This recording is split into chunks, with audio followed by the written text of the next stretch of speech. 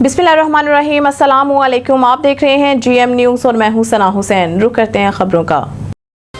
विफाकी काबीना का इजलास खत्म। PTI पर पाबंदी का मामला ज़ेर गौर नहीं आया। वज़ीर आज़म शहबाज शरीफ की ज़ेर सदारत विफाकी काबीना का इजलास हुआ, जिसमें अहम मामलात पर गौर किया गया।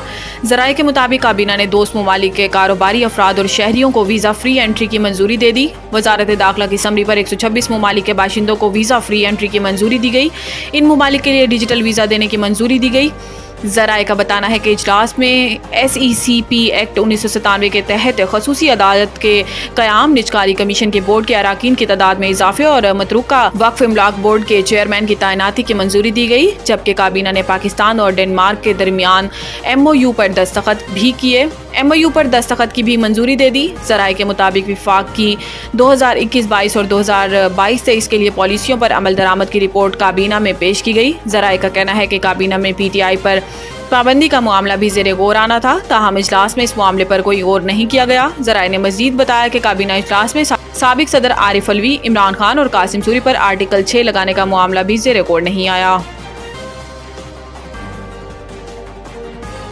IPP से हाथ जोड़कर कहें हमसे गलती हो गई, मुआहिदे खत्म करो। मुस्तफ़ा कमाल इस्लामाबाद में नेपरा हेडक्वार्टर के सामने मीडिया से गुफ्तगू करते हुए रहनुमा MQM पाकिस्तान मुस्तफ़ा कमाल का कहना था कि दोस्त ममालिक से हाथ जोड़कर कहें कि कैपेसिटी पेमेंट्स की शिकें ख़त्म की जाएं।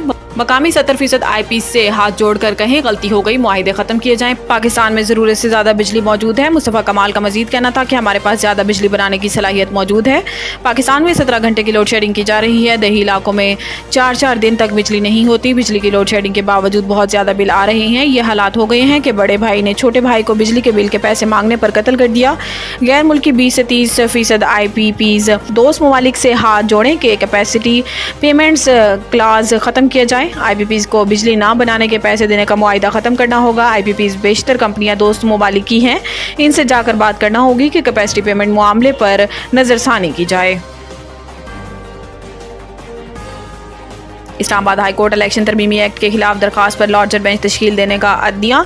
Chief justice Islamabad high court justice Aamir Farooq ने इलेक्शन तरमीमी एक्ट के खिलाफ PTI रहनुमा अली बुखारी की दरखास्त पर समाअत की, जिसमें अदालत ने इलेक्शन तरमीमी एक्ट के खिलाफ दरखास्त पर लार्जर बेंच तश्कील देने का अदनिया देते हुए अटॉर्नी जनरल को नोटिस जारी करके मुआवनत के लिए तलब कर लिया। अदालत आलिया की जानिब से वजारत कानून और इलेक्शन कमीशन को भी नोटिस जारी कर दिए गए और इस हवाले से 10 रोज़ में जवाब तलब किया गया। वकील के मुताबिक इलेक्शन एक्ट में तरमीम की रिटायर्ड जज को ट्रिब्यूनल जज मुकर्रर करने की शिक शामिल की गई है। बाद अदालत ने केस की 10 रोज़ा बाद दोबारा समाअत के लिए मुकर्रर करने की हदायत कर दी।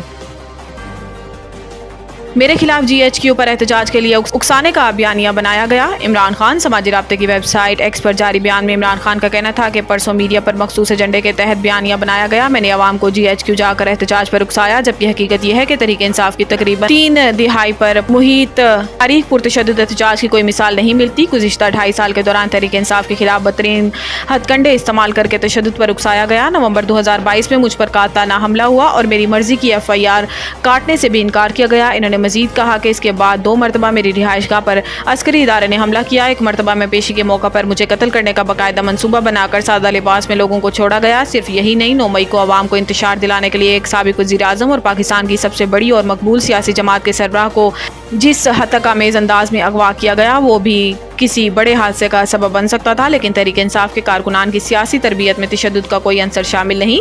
तहरीक इंसाफ सियासी, आईनी और कानूनी जद्दोजहद पर यकीन रखती है।